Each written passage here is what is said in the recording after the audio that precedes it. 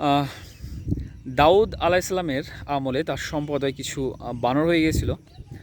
তো এই সম্পর্কে আল্লাহ তাআলা সূরা বাকারার 65 নম্বর আয়াতে বলতেছে, তোমাদের মধ্যে যারা শনিবারে শনিবারে সীমালঙ্ঘন করেছিলে তাদেরকে তোমরা নিশ্চিতভাবে জানো, আমি তাদেরকে বলেছিলাম তোমরা ঘৃণিত বানর হয়ে যাও।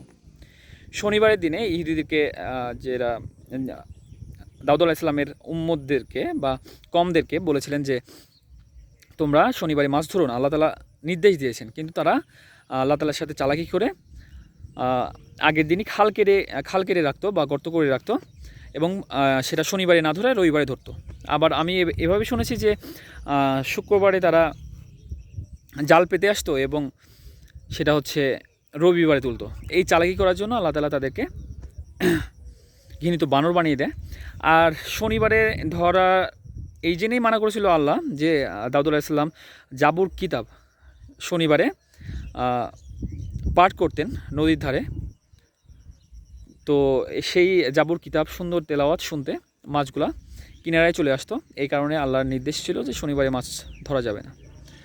আল্লাহ সবাইকে বোঝার মতো তৌফিক দান করুক এবং আল্লাহ যেটা দিয়েছেন বা পাঠিয়েছেন তার উপরে আমল করা তৌফিক দান করুক। আল্লাহ হাফিজ, আমিন।